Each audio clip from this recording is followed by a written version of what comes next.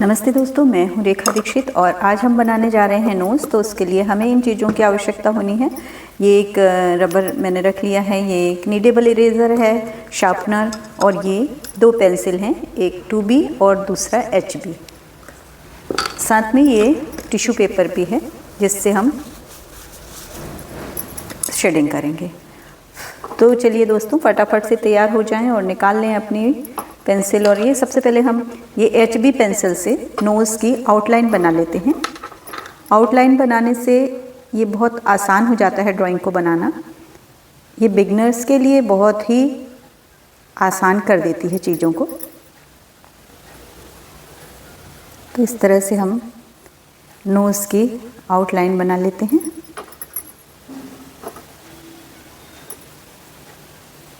और आउटलाइन हमेशा बहुत हल्के से बनाना चाहिए कि जब हम इसे इरेज करना चाहें तो इरेज भी कर दें, और यदि इरेज नहीं करना है तो वो हमारी शेडिंग में ही मर्ज हो जाए।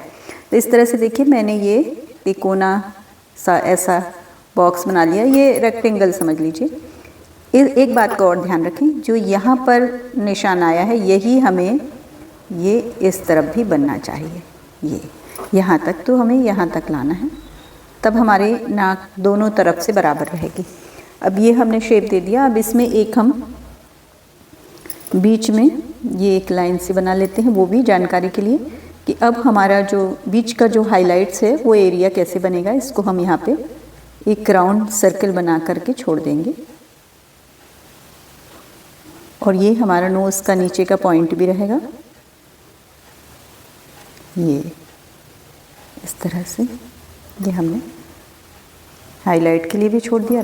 अब इसके बाद जो हमारे नोस्ट्रिल होते हैं उनको बनाने के लिए हम ये इस तरह से बनाकर, और ये देखिए, ये जो हमने आउटलाइन बनाई इसके कारण हमारे लिए ये सब बनाना बहुत ही आसान हो गया। ये नोस्ट्रिल इसी तरह से कभी भी बनाते समय हर चीज़ का ध्यान रखना चाहिए। ये यहाँ से कितना एरिया छूटा हुआ है, ये एक आँखों के नाप से हम उसको इस तरह बना लेंगे। तो ये, और यहाँ से हम इसको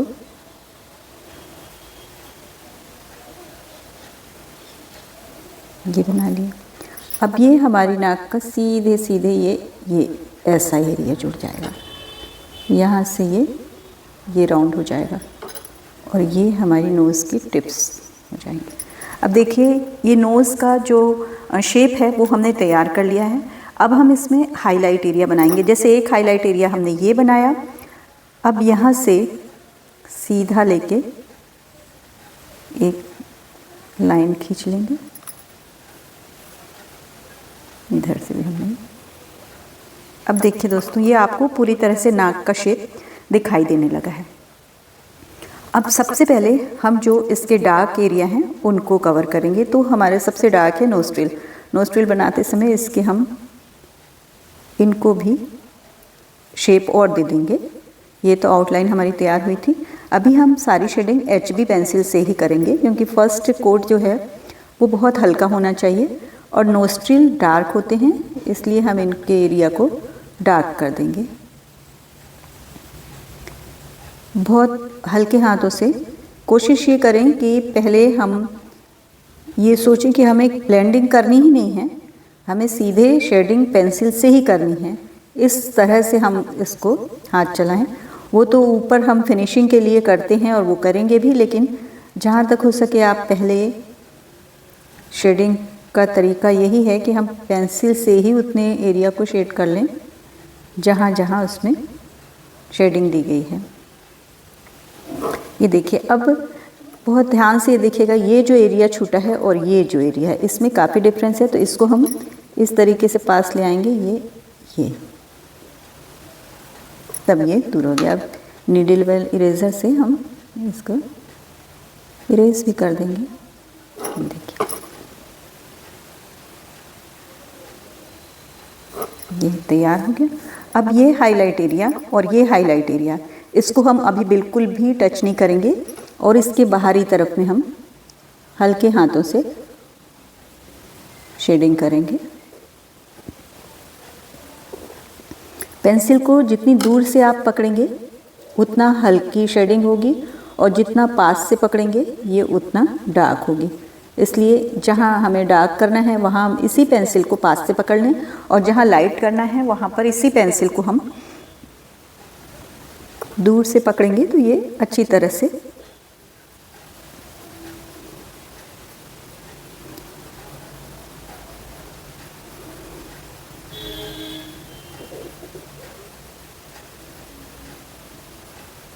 बहुत ही हल्के हल्के हाथों से हम इसकी शेडिंग करेंगे।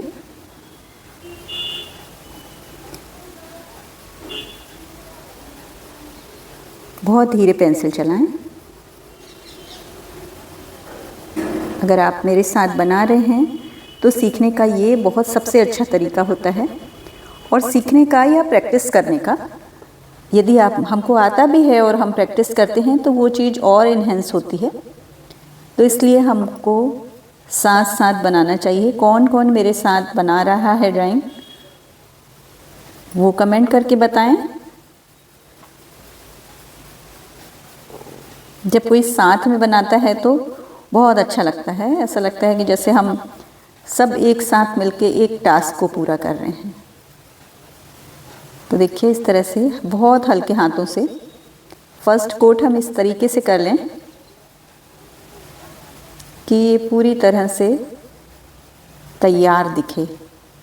अभी देखिए मैंने कहीं पे भी 2B पेंसिल का उपयोग नहीं किया है, और हाईलाइट एरिया और भी कहाँ होता है, एक यहाँ पे भी हल्का सा हाईलाइट रहता है। तो हमको इस एरिया में आके अभी टच नहीं करना है। जब फिनिश करेंगे हम तब आखिरी में जब पेपर से ब्लेंड करेंगे तब हम उसी पेपर से हल्का सा उधर भी टच कर देंगे। दोस्तों आपको ये करने में मज़ा आ रहा हो, देखना अच्छा लग रहा हो तो कृपया लाइक करें। देखिए एक साइड का पूरा हमने तैयार कर लिया, इसीलिए इसी तरह हम दूसरी तरफ भी करेंगे। और इसको छोटे छोटे एरिया से हमको हमेशा शेडिंग जो है बहुत छोटे एरिया से फिल करना चाहिए, तो वो बहुत अच्छी तरह से फिल होती है। और पेंसिल को बिल्कुल इतने हल्के टच के साथ चलाएं कि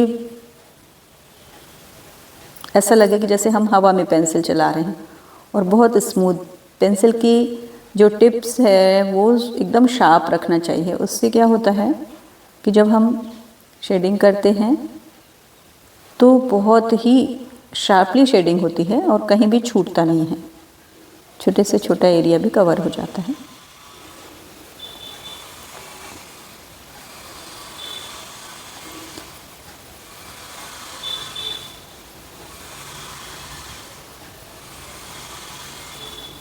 तो दोस्तों आपको ये पसंद आ रही हो तो कृपया कमेंट करके बताएं, और आपके जो मित्र हों, दोस्त हों, जो चाहते हों कि ड्राइंग बनाना सीखना चाहते हों या नोज़ बनाने में कोई दिक्कत आ रही हो, तो इस तरह से इस वीडियो को उनको शेयर करें ताकि बहुत आसानी से इसको बनाया जा सके।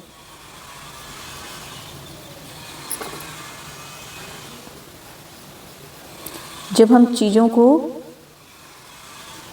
शेप में करते हैं, अलग अलग शेप में डिवाइड करते हैं, तो वो चीज़ हमारे लिए बनाना बहुत आसान हो जाता है। जैसे कि मैंने इस नोज़ को किया, अब देखिए जैसे हाईलाइट यहाँ छोड़े हैं, यहाँ पे भी हम थोड़ा सा हाईलाइट एरिया छोड़ देंगे। ये नोज़ के उभरे हुए हिस्से होते हैं, और जहाँ पर लाइट पड़ती है तो उस जगह में चमक आती है, और जो नीचे झुके हुए और दबे हुए से साइड रहते हैं, ये देखिए यहाँ पे भी हमको शेडिंग करनी है, तो वहाँ पे शेडो रहती है। शेडो के लिए हमें उस एरिया को दिखाना पड़ता है, और लाइट और डार्क का कॉम्बिनेशन ही हमारे ड्राइंग को जीवंत बनाता है, उभरा हुआ दिखाता है और एकदम रियलिस्टिक लुक देता है। इसलिए ये, और यहाँ पे भी थोड़ा सा हम शेडिंग कर लेंगे पेंसिल से।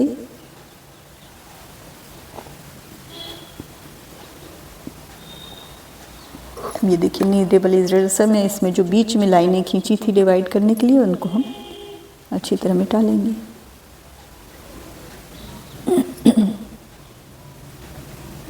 देखिए दोस्तों, ये पेंसिल का काम यहाँ पे HB पेंसिल का काम यहाँ पे फिनिश हुआ। अब इससे जो है टिश्यू पेपर मैं दूसरा ले लेती हूँ। ये टिश्यू पेपर है, इसको अच्छी तरह से फोल्ड करके पेपर स्टम्प की तरह इसको हम बना लेंगे।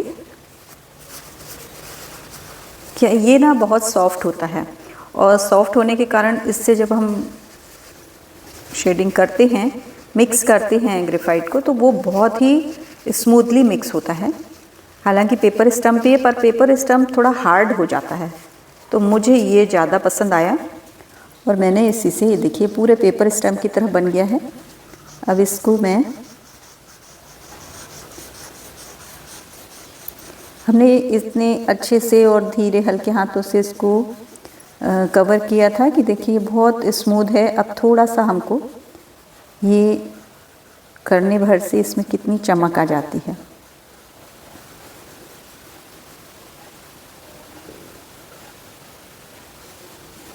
जो भी हमने पहले आउटलाइन बनाई थी, देखिए वो इसमें हमने अच्छी तरह से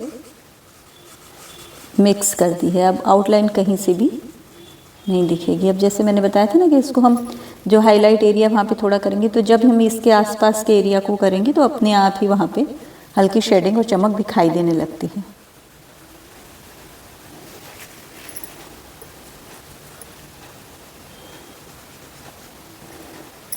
इसको भी हम जो गोला हमने बनाया था, इस पे भी इससे रब करके उसको तैयार। अब इस चूँकि ये थोड़ा सा वो हो गया है और लूज़ भी पड़ गया है, तो इसको फिर से एक राउंड बनाते हुए, और ये यहाँ इस तरह इसके देखिए ये ऐसे बना के टाइटली इसको करेंगे हम, तो ये पूरी तरह से फिर से पेपर स्टम्प की तरह बन गया। अब इसको हम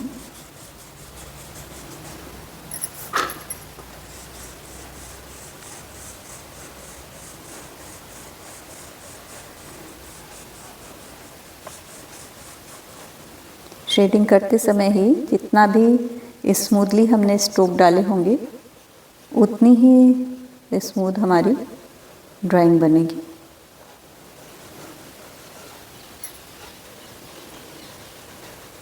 अभी देखिए केवल हमने उस एरिया को केवल फिल किया और इस तरह से इसको स्मूथ किया, बस इतना ही काम हुआ है, और उसके बावजूद भी हमारा ये शेप निखर के आ रहा है। अब देखिए ये जो इसमें लगा है, अलग से हमें नहीं लगाने की जरूरत है, जो इसमें लगा है उसी को लेते हुए हम, क्योंकि ये लाइन नहीं दिखनी चाहिए यहाँ पे भी, शेडिंग की भी, वो भी एक तरह से मिक्स हो जाना चाहिए अच्छी तरह से।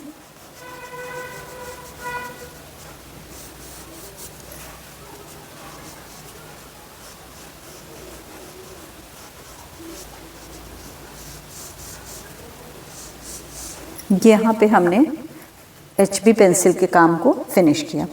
अब हम 2B पेंसिल का उपयोग करेंगे, जो नोस्ट्रिल को डार्क करने के लिए होगा।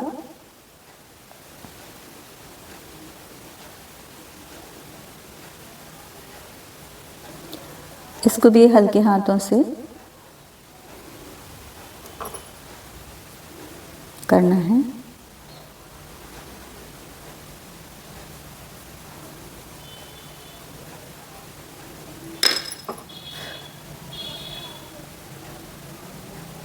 और यहाँ बहुत ही हल्के हाथ से,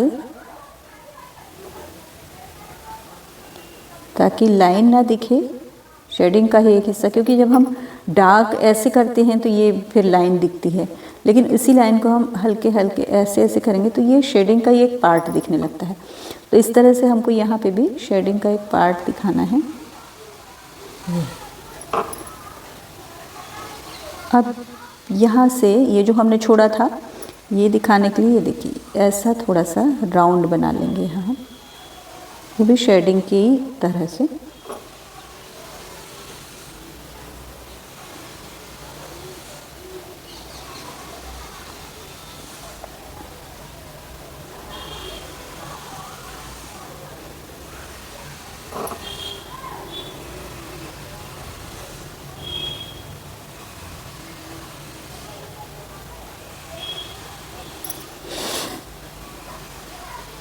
हम इसको थोड़ा हल्के हाथ से हम इसको डार्क करेंगे इस एरिया को।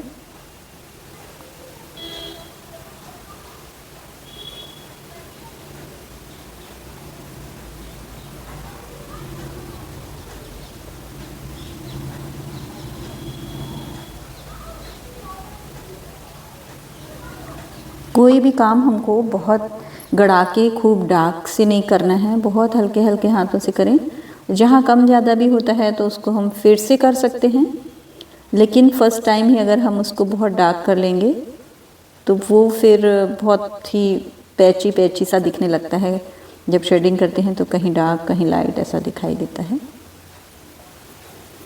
इस तरह से इधर भी हम, ये डबल कोट हो रहा है हमारा, एक बार HB से हुआ, अब ये 2B से हो रहा है। इतना ही पर्याप्त होता है। मुझे तो लगता है कि बहुत कम ही आगे ज़्यादा जो डार्क वाली पेंसिल की ज़रूरत बहुत कम ही पड़ती है।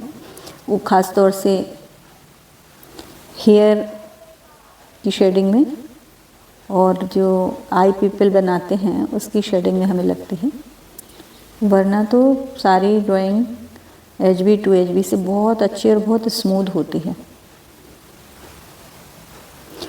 फिर अपने हाथ के ऊपर है, अपना हाथ जिसमें सध जाए।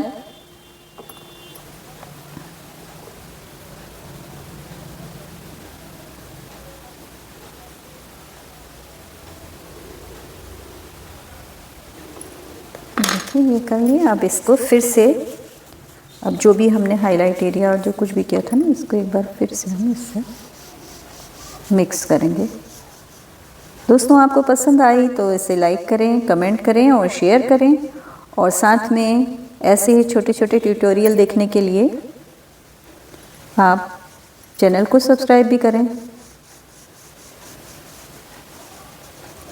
अगला वीडियो आप कुछ और देखना चाहते हो तो बताएं, वरना मैं अगला, अभी मैंने लिप्स बताया, आईज़ बताया, हेयर बताए और ये नोज़ भी बता दिया। अब मैं इसके बाद ईयर का ड्राइंग बताऊंगी कि कितने आसान तरीके से हम ईयर को बना सकते हैं। इसके अलावा जब हमारा जो रेफरेंस फ़ोटो होती है उसको देख करके, ये तो बेसिक शेप बताया मैंने कि किसी भी नोज़ के लिए हमको एक ये आइडिया होना चाहिए कि इसमें कितने कितने पार्ट होते हैं और कहाँ कहाँ शेडिंग की जाती है, कहाँ हाइलाइट्स दिए जाते हैं। इस तरह से हम,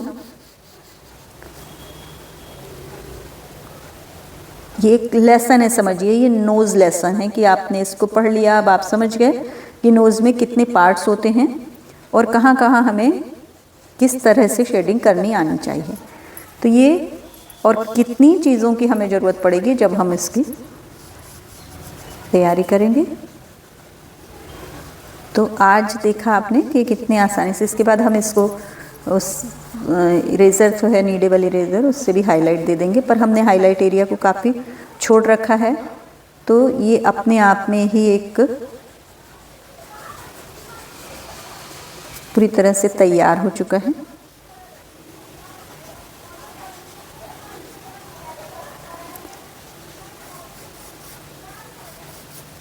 देखिए तैयार हो गया। अब इसको हम एक बार नीडेबल इरेज़र से थोड़ा सा हाईलाइट, पहले हम इसको नोस्ट्रिल को एक बार डार्क कर लेते हैं, क्योंकि इसको थोड़ा डार्क होना चाहिए तो दिखने में क्लियर दिखता है। और हमेशा, अभी भी मैं हल्के ही हाथों से कर रही हूँ, तो इसको नोस्ट्रिल को थोड़ा सा डार्क कर लें हम। ये वाला भी पार्ट डार्क हो गया। देखिए दोस्तों, बिना अभी हमने इरेज़र का कोई काम ही नहीं किया है और उसके बाद इतनी क्लियर दिख रही है। अब मैं थोड़ा थोड़ा इसके टिप्स को, लेडीज़ जो मेकअप करती हैं तो देखा होगा कि यहाँ हाईलाइट लगाती हैं। ये जो हाईलाइट की एरिया है उसको हम थोड़ा सा बहुत ही हल्के हाथों से, ये दिख रहा होगा कि मैं ऐसे खींच रही हूँ, लेकिन ये बहुत हल्के हाथों से, एक तो मैंने पहले इसको दबा दबा के अच्छी तरह से सॉफ्ट कर लिया। सॉफ्ट करने के बाद ऐसे बना दिया। और अब इससे एक शेप बनाना चाहिए ताकि हमारी ड्राइंग बिगड़े ना। यहाँ से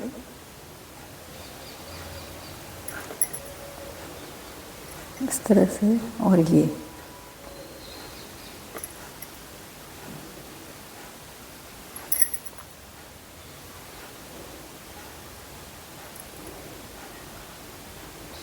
तो दोस्तों आपको कैसी लगी ये ड्राइंग?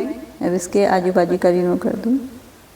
पसंद आए तो इसे लाइक करें, शेयर करें और सब्सक्राइब भी करें। आपका सपोर्ट मेरे लिए बहुत महत्व रखता है।